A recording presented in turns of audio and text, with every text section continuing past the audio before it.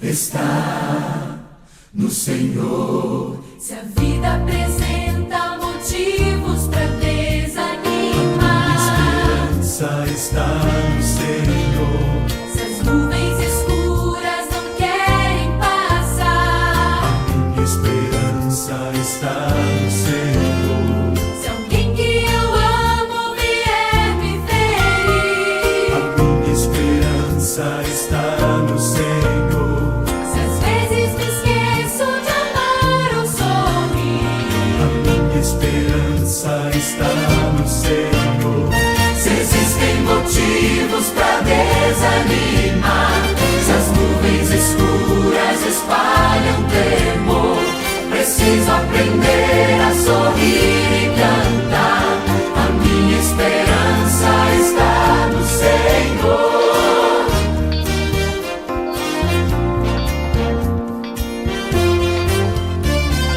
Quero erguer minha voz em louvor e cantar. Esperança está no Senhor. De dia e de noite em qualquer lugar. A minha esperança está no Senhor. Em qualquer caminho por onde eu passar. A minha esperança está no Senhor. Quero dizer, vale a pena confiar. Minha esperança está no Senhor. Se existem motivos pra desanimar, se as nuvens escuras espalham temor, preciso aprender a sorrir e cantar. A minha esperança está no Senhor.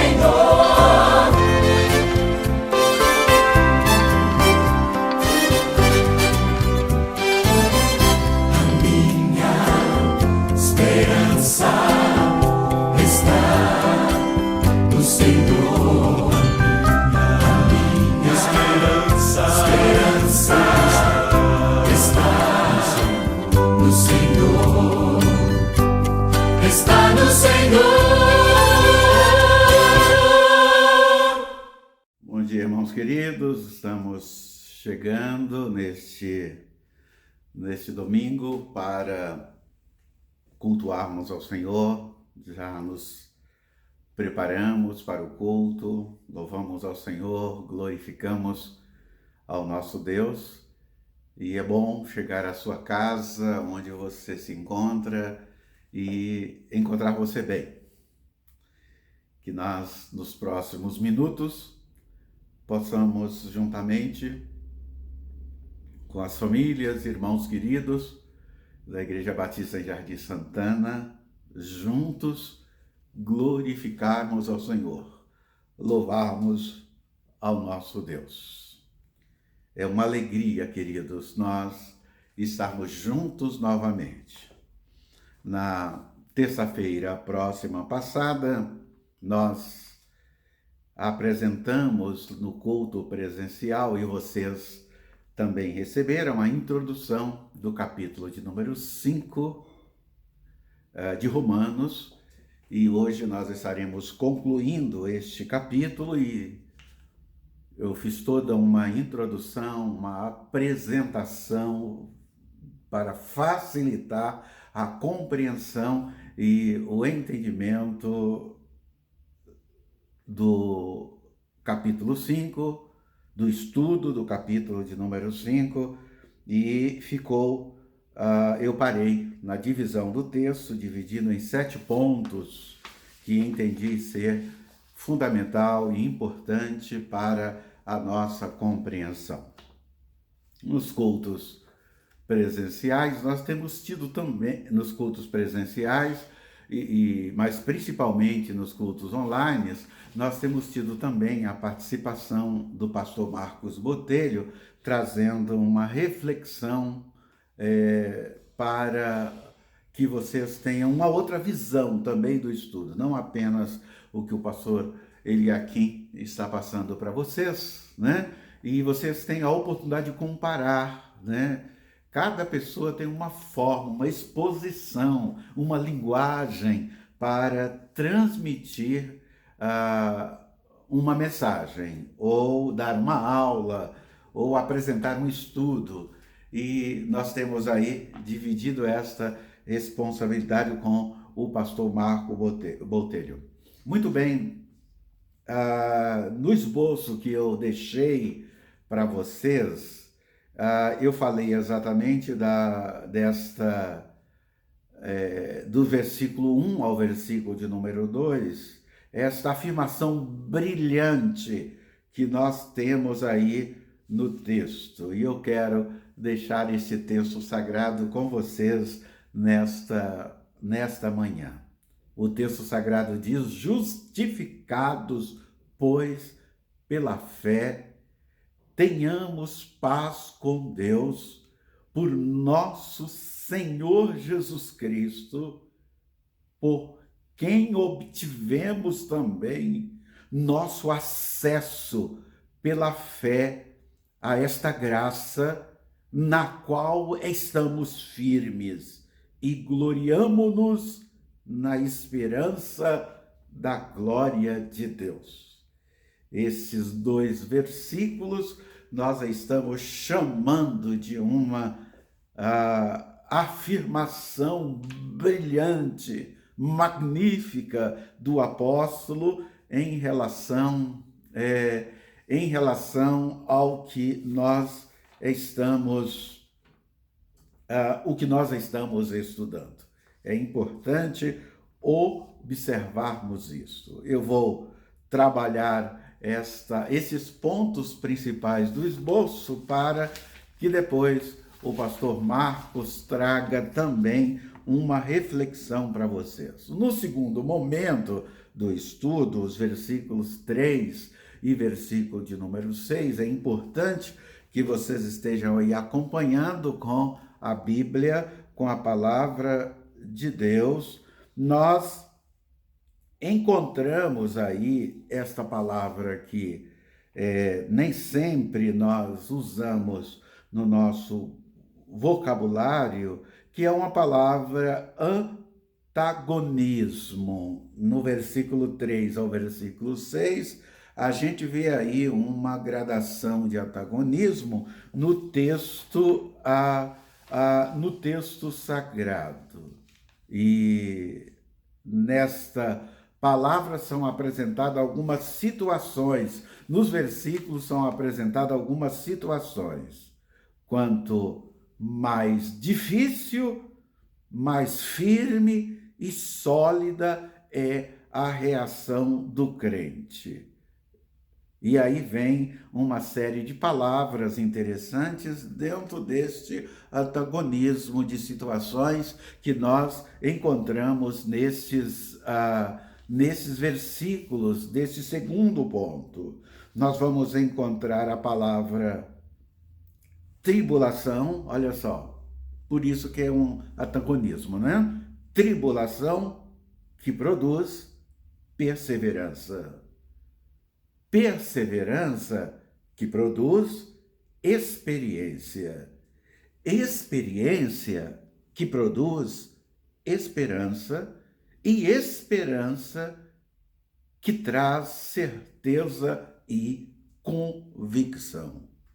Vocês percebem? Por isso que eu falei, quanto mais difícil a situação em que às vezes nós enfrentamos e nós passamos, mais firmeza nós encontramos para lutarmos e sermos vencedores. O texto fala de uma esperança inabalável. Esta esperança é aquela que nós não somos desapontados, não desaponta, não falha, só acontece porque o amor de Deus está derramado em nossos corações pelo Santo Espírito de Deus que nos foi dado. É importante observarmos e crermos que isto é verdade, que nós cremos nestas coisas. E quando nós assim agimos isto é detectado, confirmado que você é um crente em Jesus Cristo. O terceiro ponto do capítulo é colocado a questão, um lógico argumento que o apóstolo apresenta, o versículo 7 até o versículo de número 9. Porque dificilmente haverá quem morra por um justo, pois poderá ser que, pelo homem bondoso, alguém ouse morrer. Aí a gente vê a lógica do argumento em relação ao sacrifício do nosso Senhor e Salvador Jesus Cristo.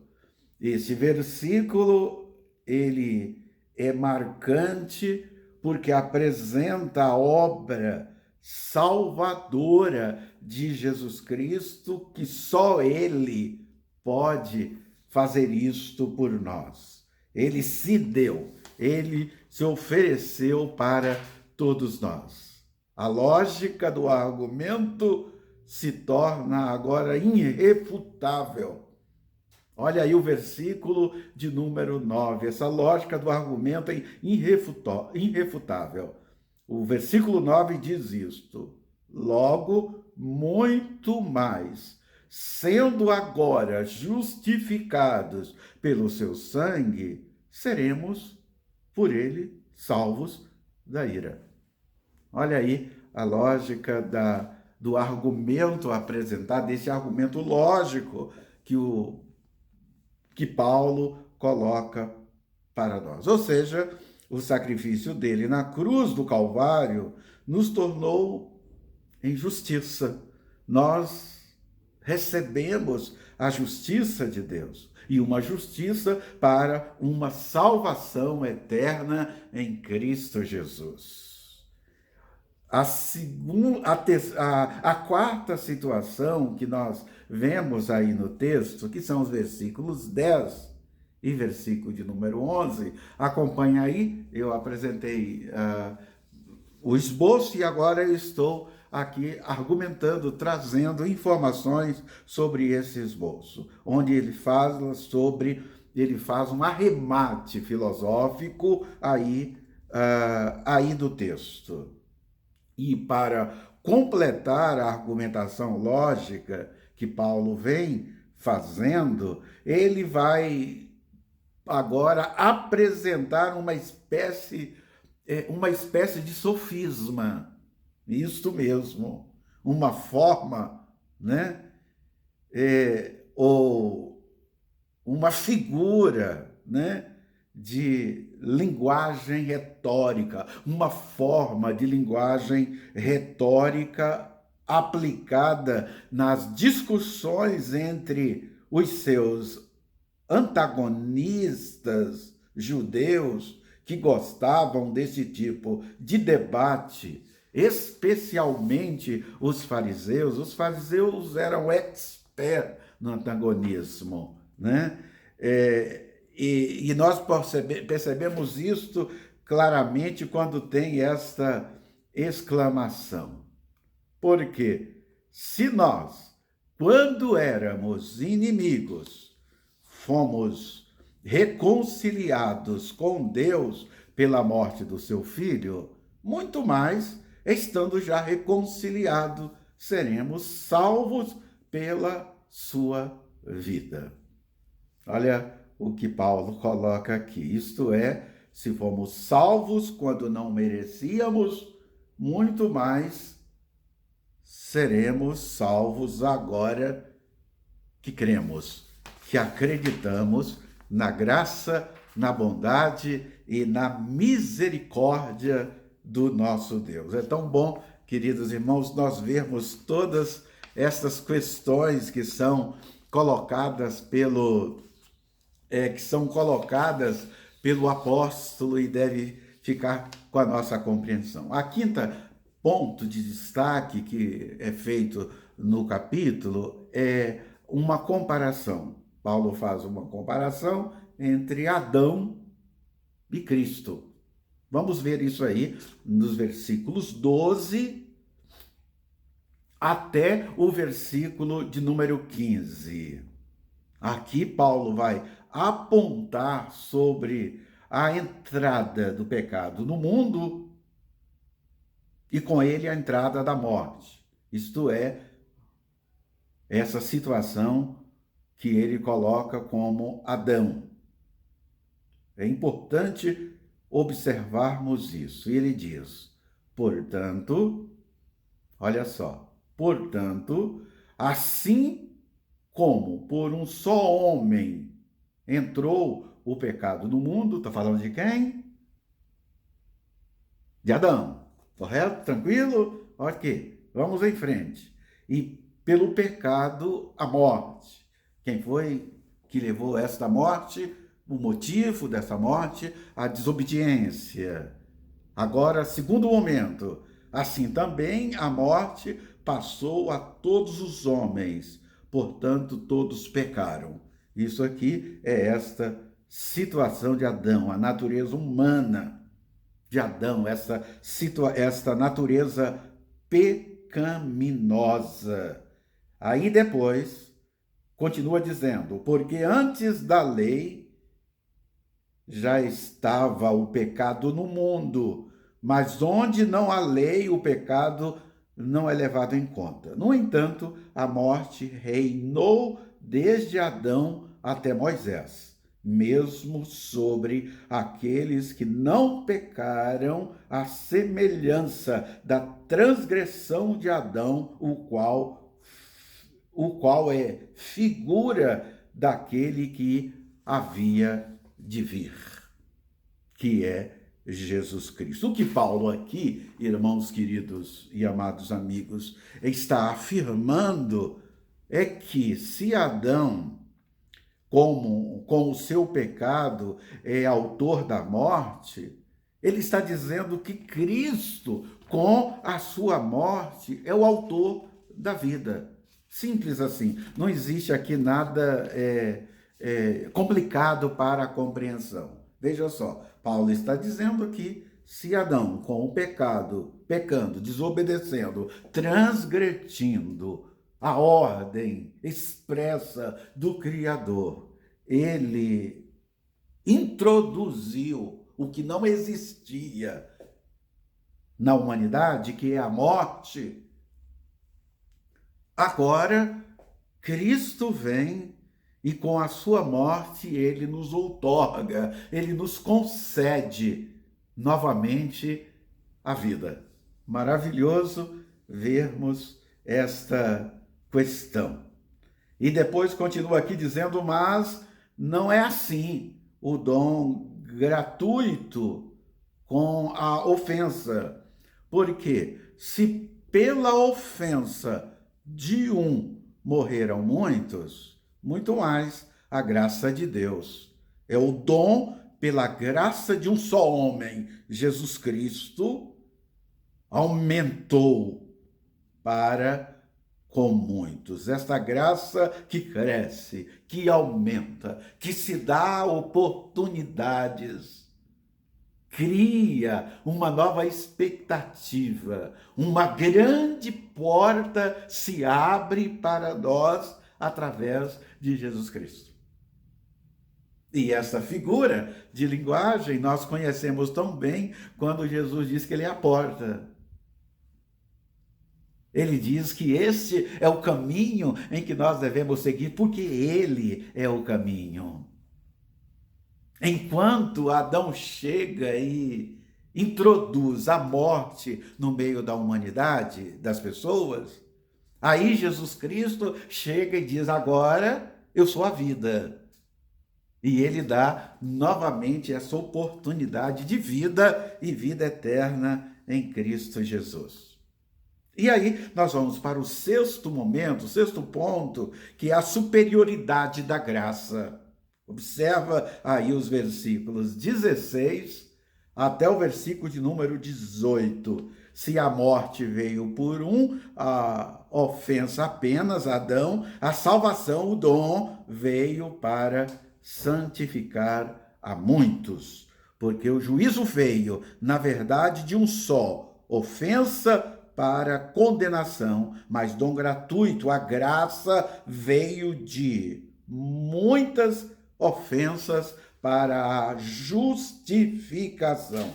É maravilhoso nós vermos a graça de Deus sendo apresentada com muito mais intensidade, muito maior do que o pecado que reside em nós. E é por isso que o sangue de Jesus Cristo nos limpa do pecado, porque ele é mais forte, porque ele é mais poderoso e limpa de todo o pecado. Esta é a grande esperança que nós temos para este momento em que nós vivemos. E aí, o capítulo 5, ele conclui com uma ênfase final, versículos 19 até o versículo de número 21, vocês podem ver isso, quando Paulo enfatiza esse valor superior da graça, trabalhando essa questão de vida e morte. A morte sendo introduzida por Adão e a vida por Jesus Cristo, o nosso Senhor. E por ele ser o seu Senhor, por ele ser o meu Senhor, é que nós temos vida. Aí está a grande diferença em a forma com que ele fecha este assunto. Sobreveio, porém, a lei para que a ofensa pudesse crescer. Mas onde o pecado cresceu, cresceu muito mais a graça, através de Jesus Cristo em nossa vida. E aí vem lei versus graças, dois tempos distintos e um plano divino para toda a humanidade. E o apóstolo aqui afirma, então, que o pecado reina para a morte, enquanto a graça reina para a vida e vida eterna em Cristo Jesus. E o texto que ele coloca, ele diz, para que assim como o pecado veio a reinar na morte, assim também viesse reinar a graça pela justiça para a vida eterna por Jesus Cristo, o nosso Senhor. E ele conclui dizendo que o pecado gera a morte, a graça gera a vida. E depois, algumas questões seria interessante nós estarmos observando.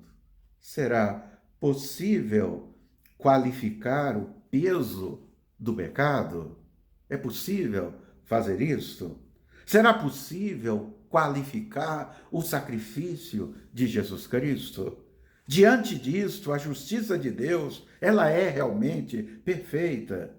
Como você enfrenta os momentos de tribulação? É para que você se fortaleça ainda mais ou é para que você caia? Ele produz o que em você? Desânimo ou produz esperança? E finalmente, você sente-se seguro nesta salvação oferecida por Jesus Cristo? São as questões que nós estudamos neste capítulo de número 5 e que Deus esteja nos abençoando.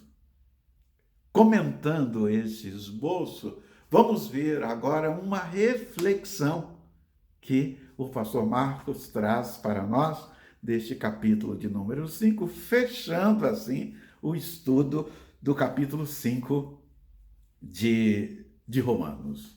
Vamos aí ouvirmos uma música e logo depois da música vem o pastor Marcos trazendo para nós essa reflexão, concluindo assim o capítulo de número 5, que Deus esteja nos abençoando. Depois eu retorno, eu volto para a oração.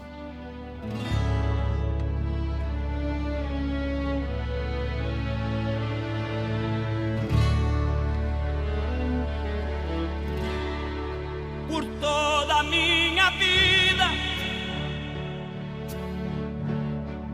Ó Senhor, te louvarei, pois meu fôlego é a tua vida e nunca me cansarei. Posso ouvir a tua voz, é mais doce do que o mel, que me tira desta cova e me leva até o céu. Já vi fogo e terremoto, vento forte que passou. Já vivi tantos perigos, mas tua voz me acalmou. Tu dás ordem às estrelas e ao mar os seus limites. Eu me sinto tão seguro no teu colo, ó Altíssimo. Não há ferrolho, nem portas que se fechem diante da tua voz. Não há doença, nem culpas que fiquem de pé diante de nós. E a tempestade se acalma na voz daquele que tudo criou, pois sua palavra é pura, escudo para os que nele creem.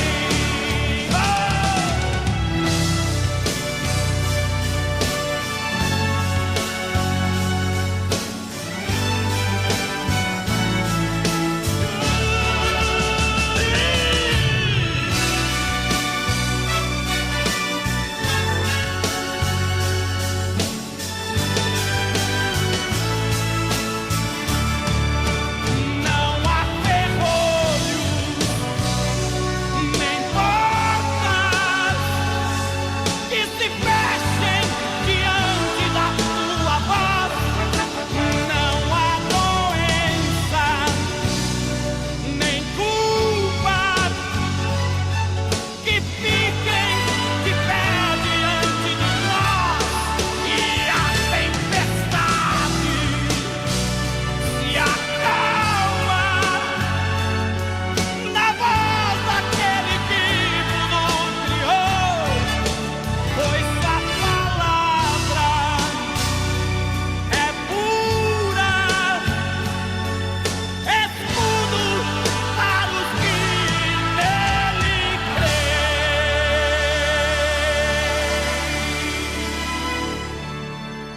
Adão é o cabeça da era da morte, Cristo é o cabeça da era da vida eterna. Logo no versículo 1 a gente vê a primeira consequência, que os discípulos de Jesus encontram paz em Deus. Os profetas do Antigo Testamento falavam que ele era o príncipe da paz, que a gente precisava encontrar esse shalom, essa paz do reino de Deus, essa bênção suprema, e a gente encontra em Cristo Jesus. Paulo está dizendo que a gente vai encontrar e já encontrou essa paz. Mas é importante a gente salientar uma coisa. Os teólogos Sandai e Hitler, no seu comentário exegético de Romanos, eles vão dizer o seguinte: além de uma oposição perversa do pecado para com Deus, existe também uma santa oposição de Deus para com o pecador. Isso é importante a gente entender. Essa paz não é só da gente com Deus, mas Deus com a gente. Não só a gente declarou guerra com Deus, mas Deus declarou guerra com o pecado.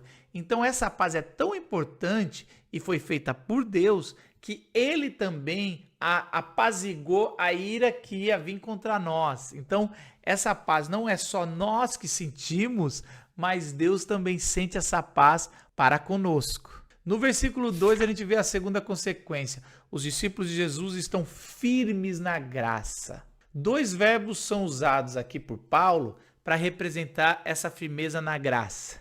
A primeira palavra é a palavra prosagonger, que é esse acesso que a gente tem diante de Deus pela graça. Essa palavra, ela seria melhor talvez traduzida por introdução e não acesso, porque ela significa que alguém levou uma pessoa até a sala do rei, a sala real.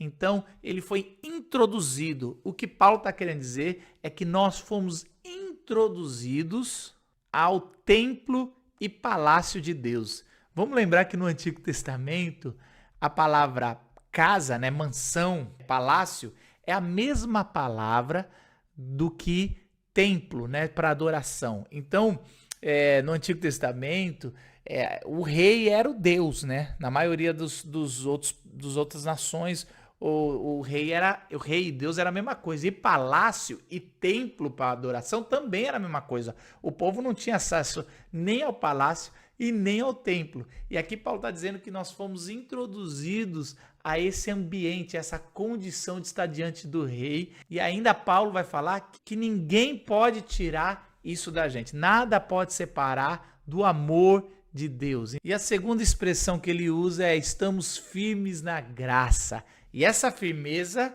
ela foi dada por Deus. Paulo mais para frente vai falar que nada pode nos separar do amor de Deus. E ele vai fazer uma lista de coisas que não pode separar. Mas aqui Paulo já está dizendo sobre a firmeza dessa graça, essa alegria. Então nós temos paz e nós temos uma alegria de estar nessa graça e estar no templo, e não só estar no templo, mas viver no templo. É isso que Paulo está dizendo. A gente não só pôde entrar na presença do rei, mas também agora a gente vai estar com o rei nessa presença constante. E mais para frente ele vai falar que a gente vai reinar com o rei. Olha que privilégio. E aí no versículo 3 e 4, Paulo vai falar que essa alegria vai transbordar até as nossas tribulações. Então a gente tem não só alegria, paz, mas temos essa segurança até mesmo no sofrimento. A gente vai ver aqui que é interessante que Paulo vai usar um tipo de um argumento circular. Ele vai falar que nós temos esperança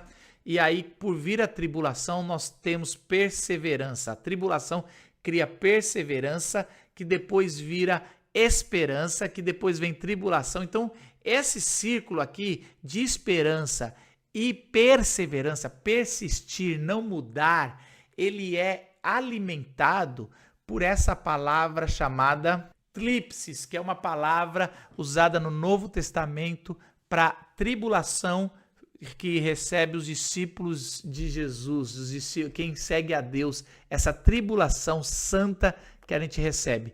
Não é masoquismo, não é gostar de passar por dificuldade.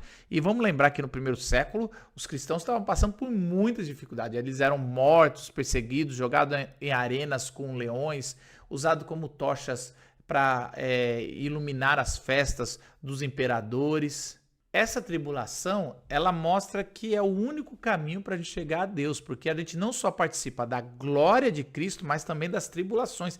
E esse é um privilégio. A gente vai ver em Atos os discípulos celebrando quando são, às vezes, torturados em nome de Cristo, que é um privilégio você poder passar por tribulação para ir até a glória. A segunda coisa é que essa é uma característica. Se você está sendo perseguido pelo nome de Jesus, esse é um selo. Eu falo isso muito no nosso estudo do Sermão do Monte, até porque tudo que está aqui, Paulo, eles dizem que o capítulo 5 é um paralelo com o Sermão do Monte. Bem-aventurado vocês por serem perseguidos, né? Porque isso vai trazer uma alegria, né? Quando vocês forem perseguidos injustamente. Paulo está dizendo a mesma coisa aqui. Feliz é vocês pela graça, por esse lugar que é conquistado por Deus e é mantido por nós. A gente agora vai viver no palácio, no templo. A gente também vai ter tribulação. Todo esse paralelo, ele é feito. Assim como no capítulo 1, a gente faz um paralelo com Gênesis 1, 2 e 3. Agora a gente faz um paralelo aqui, ou Paulo faz um paralelo aqui, com as bem-aventuranças. E também essa tribulação nos leva à maturidade cristã. Então a gente vai ver os apóstolos sofrendo bastante, mas chegando a uma maturidade de poder ensinar. E realmente é isso mesmo, a gente só cria casco mesmo quando a gente recebe muitos haters pela nossa fé. A quarta consequência é que o discípulo de Jesus, ele recebe o amor de Deus através do derramar do Espírito Santo. Paulo vai falar isso no versículo 5. Ele vai dizer que a esperança não nos decepciona porque Deus derramou o seu amor através do Espírito Santo. Olha que interessante.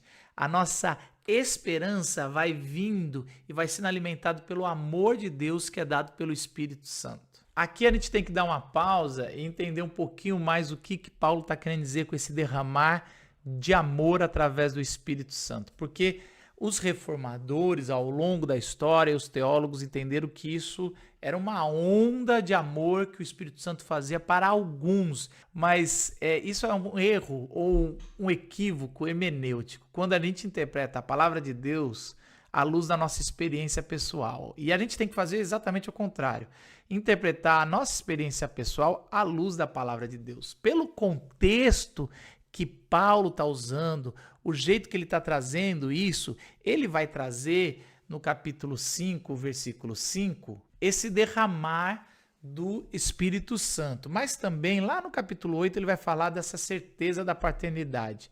E John Stott, ele vai trazer essa contestação. Será que Paulo aqui, todo o tempo ele está falando de nós estarmos inclusos em tudo que Deus está fazendo, é Ele que está fazendo para nós, e de repente, do nada, nesse trecho, ele está dizendo que, para alguns vão ser derramado esse amor através do Espírito Santo. Bom, sempre que Paulo está usando sobre esse derramar do Espírito Santo, esse batismo salvífico do Espírito Santo, é para todos os cristãos. Então aqui eu fico com John Stott, e é uma briga boa, e é uma boa leitura que você pode fazer, é o seguinte: todo aquele que recebe o Espírito Santo e a salvação recebe o amor de Cristo. Então é pelo fruto que a gente vê se está na árvore ou não. Então se um cristão não tem o amor de Cristo, é algo altamente contestável. Não estou dizendo que às vezes a gente não possa viver um amor constrangedor e aí a gente experimentar no próximo esse amor constrangedor. Mas isso é derramado para todos e às vezes você pode vivenciar isso mais ou menos, mas você sempre tem que ter o amor de Cristo que é derramado pelo Espírito Santo, e isso aqui é falado na palavra de Deus. Não é para alguns, eu fico que é para todo mundo, e aliás, isso é um fruto de que você está na árvore de Cristo. Se você ama como Cristo amou, esse é o mandamento de Jesus. Vocês, do jeito que vocês relacionarem, as pessoas vão reconhecer a mim. Quando Jesus fala isso lá no Evangelho de João. No versículo 8, Paulo vai falar que Deus demonstra o seu amor para com a gente, dando o seu filho para morrer, mesmo nós sendo pecadores. A melhor tradução não é demonstra, não é derrama. A melhor tradução aqui é Deus prova. É quase, de novo, estamos numa linguagem jurídica aqui. E aí é como que Paulo está falando, olha, não tem contestação nenhuma. Deus mostra esse amor que é derramado para a gente, Deus prova ali, está aqui, simplesmente mostrando que quando Deus entrega o seu filho para morrer na cruz, essa é a maior prova de amor da história da humanidade. Não existe uma prova maior do que um pai entregar o seu filho para morrer na cruz de amor à sua criação. E é essa a quinta consequência da justificação de Deus que Paulo está trazendo aqui no capítulo 5.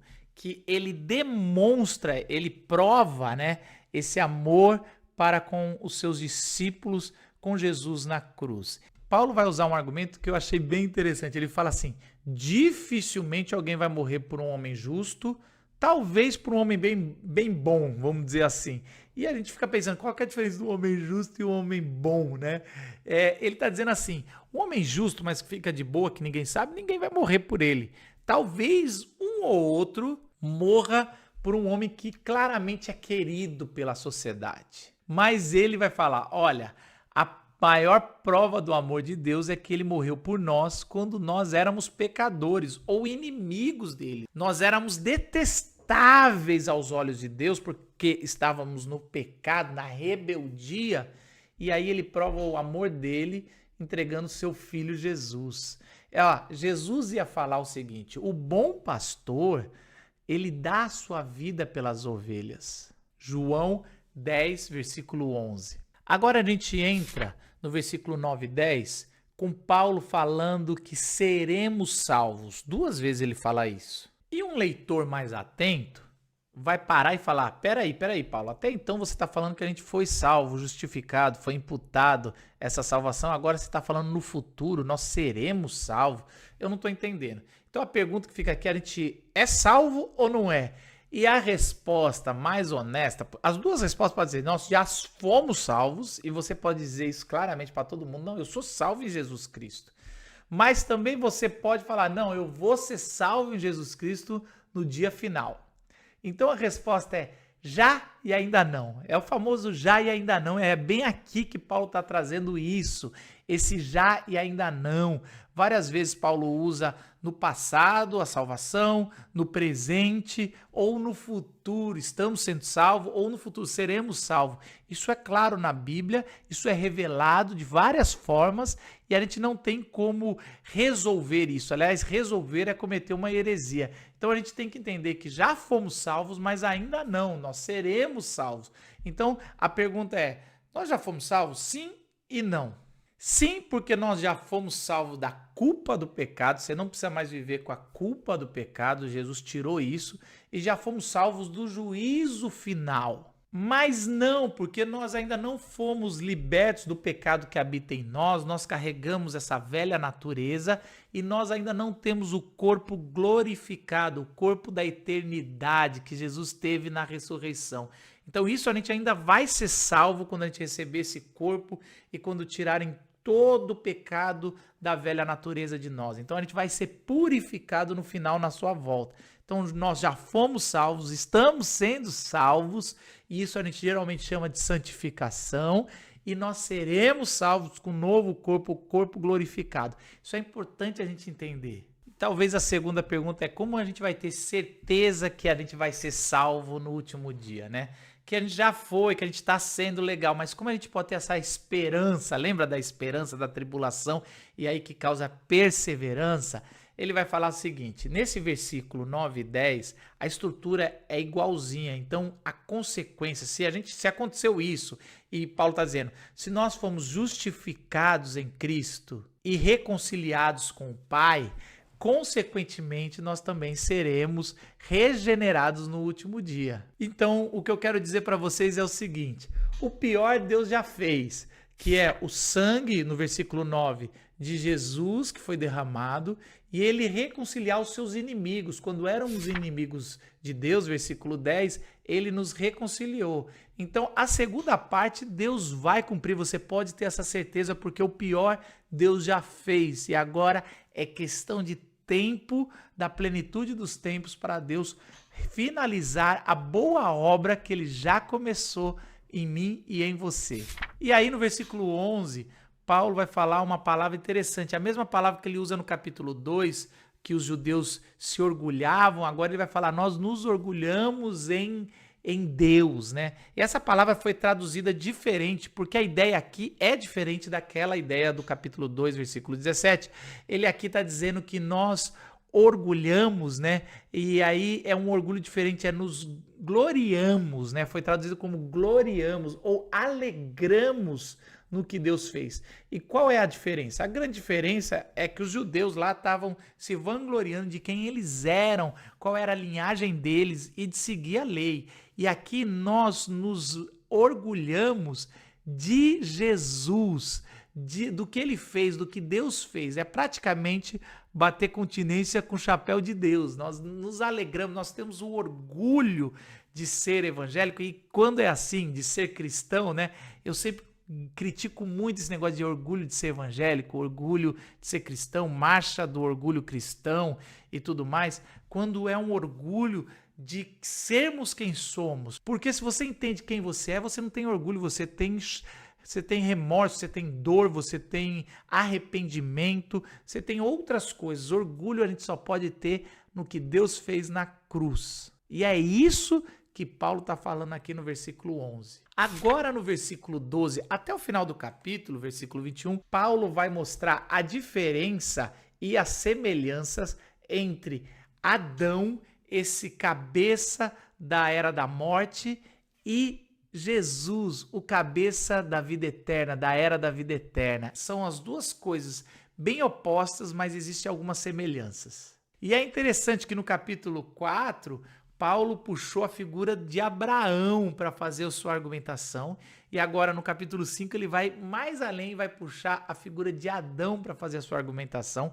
E é interessante aqui eu quero dar uma pausa, como Paulo amarra direitinho, é uma obra-prima a carta de Romanos, teologicamente, e Paulo não está fazendo essa teologia, isso que eu acho que é mais maravilhoso, de um gabinete, de uma igreja, uma catedral. Paulo está fazendo essa teologia no campo, no pé sujo ali das ruas que ele está indo de cidade em cidade, sendo perseguido, evangelizando. Então essa é uma teologia robusta, feita por um missionário, não feita apenas por um teólogo, alguém que está no campo. Então é incrível como Paulo vai em todas as figuras importantes, ele vai em Davi, vai em Abraão e agora em Adão, para trazer a sua argumentação sólida, que vai depois ser uma das bases, não é a única, mas é uma das bases da fé cristã. Agora no versículo 12 a 14, Paulo vai apresentar a figura de Adão e a figura de Cristo e vai fazer essa comparação, vai apresentar essas duas figuras na sua argumentação. Ele começa dizendo que o primeiro homem, então ele está falando de Adão, ele abriu espaço, por ele pecar, ele trouxe o pecado na criação.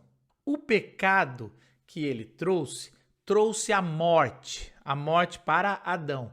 E essa morte que Adão enfrentou, essa morte espiritual, trouxe também a morte para toda a criação. Então é algo representativo. O que Paulo está trazendo aqui não é que o pecado de Adão é igual ao meu pecado e o seu do dia a dia, esse pecado que nós cometemos também, mas é um pecado muito mais significativo. Aquele pecado, ele vai trazer a condição pecaminosa a toda a criação.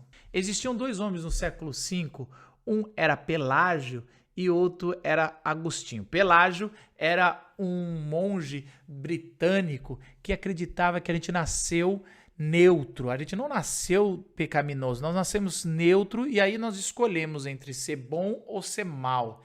E esse monge tinha muita dificuldade exatamente com o capítulo 5 de Romanos. E Santo Agostinho, que talvez você conheça, ele era bispo de Hipona, já era alguém conhecido, era como se fosse um papa da época. Então, a gente tem esse debate entre os dois. Pelágio, ele vai dizer o seguinte, que a raça humana, nós estamos em Adão por imitação.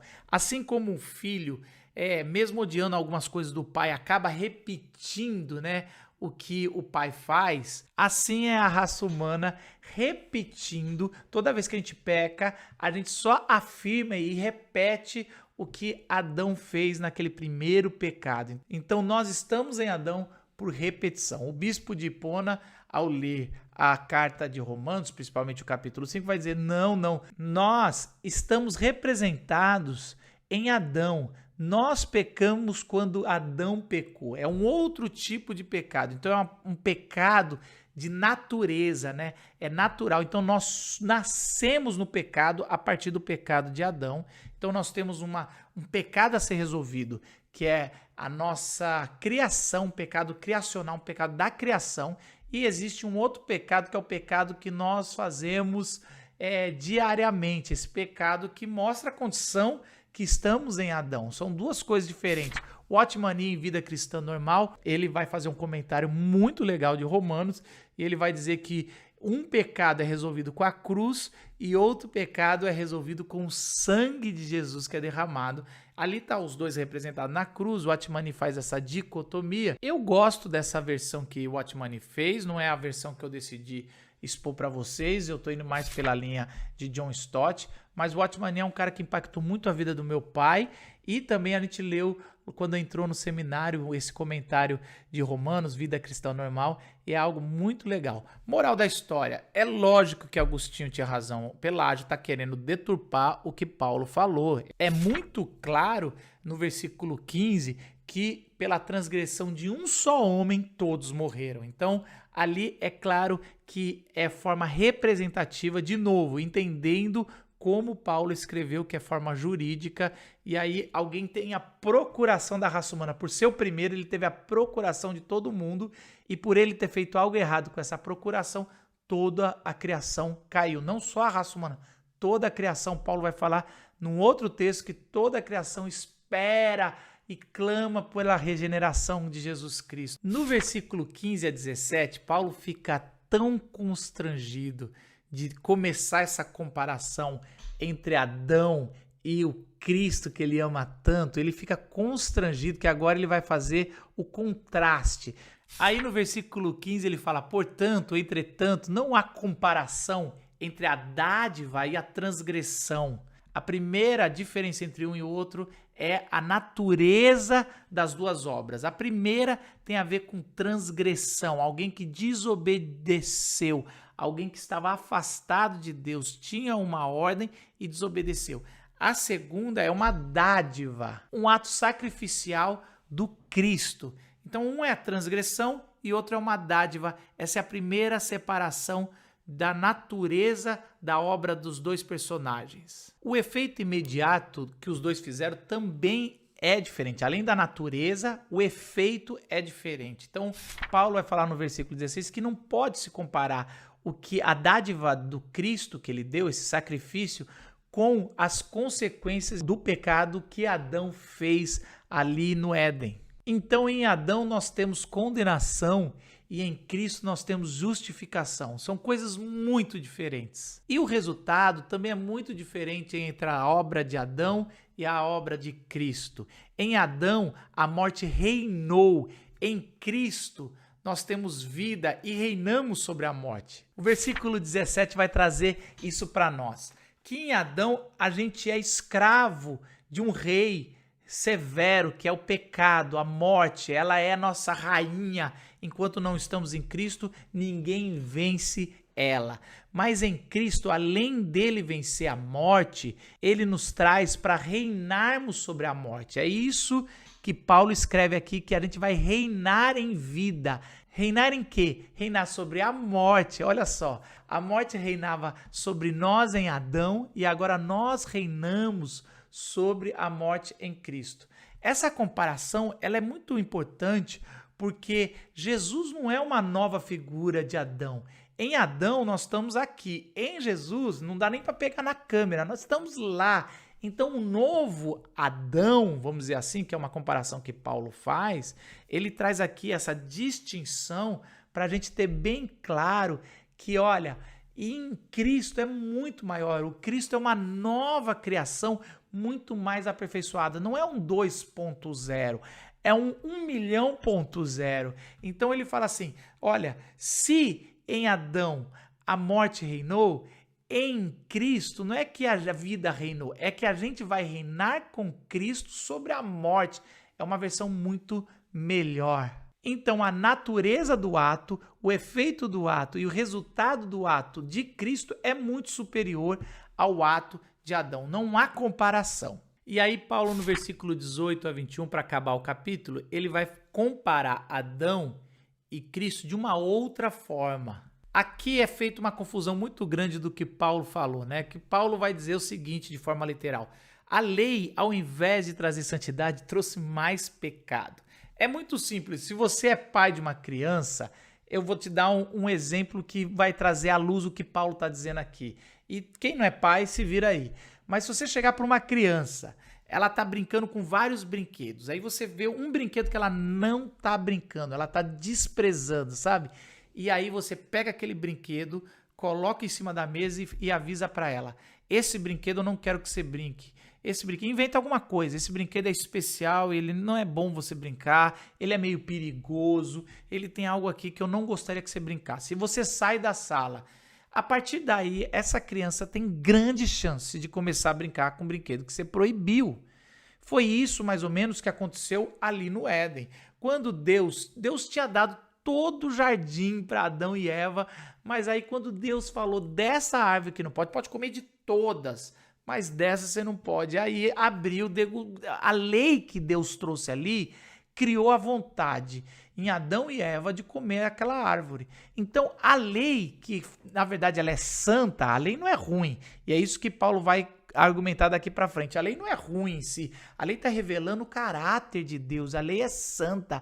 A lei é perfeita. Só que quando se revela o caráter de Deus numa condição pecaminosa, que Paulo está trazendo assim, a gente está em Adão, nessa condição pecaminosa, ela só nos faz pecar mais. Assim como uma criança vai brincar com o brinquedo que não pode, ou o brinquedo que está na mão do outro. Eu tenho mais duas observações para fazer no final desse capítulo que eu acho que é importante.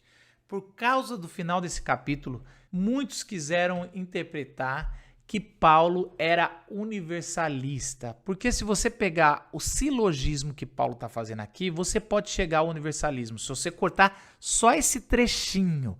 Porque Paulo vai falar, olha, se por um só homem entrou o pecado, quanto mais por um outro, por Cristo, vai superabundar a graça, né? O ato de um homem nos levou à morte, o ato desse homem é muito maior. A gente acabou de falar sobre o segundo ato, que é muito maior. Então você pensa o seguinte, ok, se a interpretação é que nós estávamos em Adão e pecamos e ficamos com a morte em Adão, em Cristo toda a raça humana também vai ser salva. Então, no final das contas, o que Cristo fez é muito maior do que Adão, então todo mundo vai ser salvo. Essa é a lógica quando você faz esse recorte. Agora, um dos princípios de interpretação, e é por isso que eu dou aula de princípios de interpretação, e eu faço isso o tempo todo, você tem que acompanhar a gente no nosso canal, porque o tempo todo eu estou dando lives, webinários sobre interpretação. Um dos princípios é que você só interpreta alguém, um texto bíblico, à luz do que ele falou no todo. Então, o todo interpreta a perícope e a perícope interpreta o todo. Então, esse é o primeiro argumento que está errado aqui. Você tem que interpretar todo o pensamento de Paulo, não só o capítulo 5, ok? Você tem que entender o que Paulo está desenvolvendo aqui.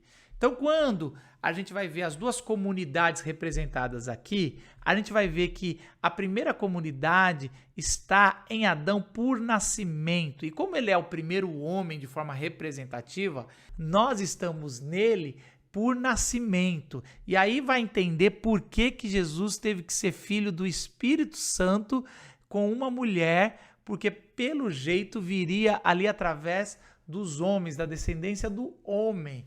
Então, isso é algo até bem complicado, outra discussão que tem se a gente recebe o pecado original através do sêmen ou através do contrato, mas nós estamos lá literalmente porque somos descendentes de Adão. Mas nós estamos na comunidade de Cristo porque nós estamos pela fé como descendentes. Nós somos descendentes de Cristo, mas somos pela fé. São duas condições bem diferentes que Paulo está deixando claro aqui. Outra coisa é que fica muito claro em Romanos 5,17 que não são todos que vão reinar, mas quem recebe de Deus a imensa provisão da graça. Então ali, Paulo está deixando bem claro que é um grupo que vai reinar com Cristo e não todos. Ali, outro texto, ele está dizendo que é um grupo. Outra coisa, ao longo da carta de Romanos, Paulo está deixando bem claro que a justificação acontece pela fé. E não adianta você agora, nesse pedaço da carta, falar que não precisa da fé. Então, a fé é a condição de sermos justificados. Nós somos justificados pela fé. Aliás, Paulo abre essa carta lá no começo, no capítulo 1, dizendo que o justo viverá pela fé. E essa fé que vai nos justificar. Então, você tirar tudo que Paulo falou nos 4 primeiros capítulos e falar que agora o que Cristo fez não precisa nem de fé, isso aí é deturpar a intenção do autor, o que Paulo está escrevendo. E por último, a gente vai ver claramente que a ira de Deus vai ser derramada sobre todos aqueles que permanecerem em rebelião e também que esses perecerão, capítulo 2, versículo 12. Então, de forma clara, em todo o contexto da carta, se você ler toda a carta, você vai ver que não tem a salvação universal. O universalismo é uma deturpação da intenção que Paulo está querendo colocar aqui na carta aos Romanos. E aí eu queria trazer o meu segundo ponto aqui, que é fundamental. muitos vão colocar, principalmente porque Jesus falou, olha, estreito é o caminho para a salvação e largo é o caminho para a perdição. E aí as pessoas interpretam como estreito no sentido de que só alguns vão ser salvos. No final das contas, olha, alguns colocam que é só 100 e poucos ali, aquele número que Apocalipse vai dizer, é pouquinha gente que vai ser salva no final das contas, que vai passar. E é lógico que lá, eu já interpreto no meu outro texto, que a gente vai dizer, que ali o estreito tem a ver com Jesus, não é com muita gente que vai ser salva, é só uma pessoa que vai levar a salvação. Então, estreito é o caminho, é estreito no seguinte, que é só em Cristo, ele é o caminho, e não são vários caminhos, no sentido, várias pessoas podem levar a salvação. Ali é o melhor que a gente pode traduzir do texto. E que aqui Paulo está dizendo que muita gente vai ser salva. Alguns teólogos muito sérios da linha calvinista vão dizer que, na verdade, a grande maioria vai ser salva. É isso que Paulo está dizendo. Que se por Adão nós fomos condenados à morte, em Cristo, quando a pessoa recebe as boas novas, essa é a importância da gente anunciar as boas novas. Todo aquele que é discípulo tem que falar as boas novas, porque é uma promessa de Deus aqui no texto, e isso é claro, não universalismo, mas que muitos serão salvos. A maioria da humanidade vai receber as boas novas positivamente. Sempre vai ter quem recebe negativamente, porque o egoísmo é muito forte. Mas o poder da graça imputada em Cristo Jesus na cruz, ela é muito poderosa. Então essa é uma segunda palavra que eu queria trazer. Olha, aqui no texto, o que o texto está dizendo é que grande multidão, incontável, tanto que pode ser até traduzido como todos, né, serão salvos, no sentido de que essa graça, a graça que nós temos e a graça que Paulo está anunciando, ela é tão poderosa e muito mais forte e maior do que a condenação que Adão trouxe. Queridos, que notícia boa! Só os religiosos podem achar isso ruim. Olha só, o que Cristo fez e o que Paulo está anunciando é algo poderoso. As boas novas é o poder de Deus para a salvação. E esse poder está sendo derramado na humanidade a partir da cruz de Cristo e da ressurreição, e você pode receber, os seus familiares podem receber e poderão ser salvos, e toda a sua comunidade, todo aquele que você ama. Então anuncie as boas novas, porque é promessa de Deus, é revelação de Paulo aqui, que a grande maioria vai receber e entender a fé. Sempre terão os que não vão receber, mas Paulo está dizendo que a obra feita em Cristo Jesus é muito mais poderosa do que a obra feita em Adão. Deus te abençoe e nos vemos no próximo estudo. Muito bem, irmãos, que maravilha, né? Nós ouvirmos aí esta forma tão dinâmica, tão esclarecedora que o pastor Marcos tem de sintetizar ideias, estudos que parecem tão difíceis, e ele consegue esmiuçar isso de uma forma esclarecedora para todos nós. Que Deus te abençoe, meu querido irmão. Deixa eu orar por você, agradecer a Deus pela sua vida, pela vida da sua família. Pai querido, Deus bendito, eu quero te agradecer, Senhor, e louvar a Ti pela oportunidade de mais um estudo, Senhor, um estudo que fique no coração de cada um dos teus filhos. Derrame a tua bênção, a tua graça, que esse dia, o dia do Senhor, nós possamos estarmos em total comunhão verdadeira com este Deus magnífico e maravilhoso que tantas bênçãos tem dispensado sobre nós. Abençoe essas famílias, abençoe o teu povo em toda a face da terra. Oramos em nome de Jesus. Amém. Eu quero agora convidar você para o culto de logo mais às 18h30, um culto maravilhoso sobre a família. Hoje nós estaremos trabalhando aqui sobre a família, e nesse culto sobre a família, às 18 horas, nós estaremos nos preparando para o aniversário que nós teremos no domingo seguinte. Que Deus esteja realmente nos abençoando, e à noite nós traremos mais informações sobre isso. Fique aí com a Escola Bíblica Dominical com o pastor Júlio, né? E no templo, a escola bíblica dominical presencial, e essa linda música para encerrar assim o nosso culto, o culto desta manhã. Deus abençoe, até a noite nós estaremos juntos. Perto quero estar,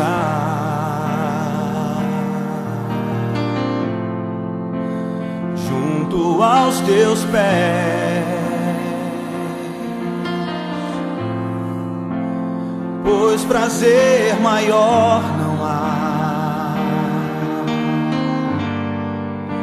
que me render e te adorar. Tudo que há em mim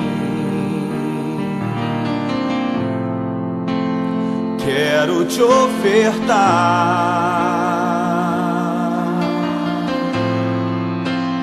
mas ainda é pouco, eu sei, se comparado ao que ganhei. Não sou apenas servo, teu amigo me tornei.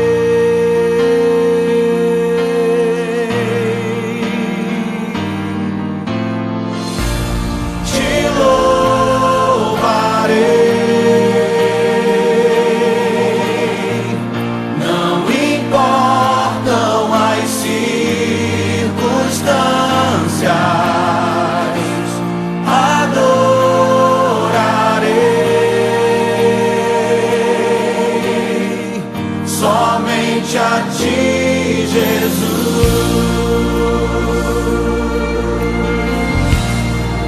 As mulheres declaram: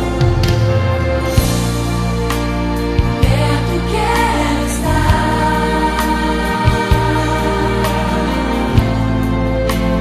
junto aos teus pés,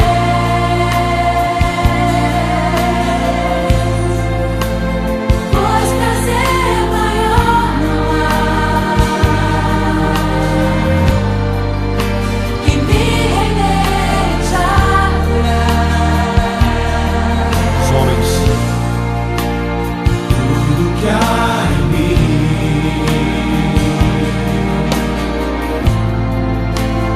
quero te ofertar,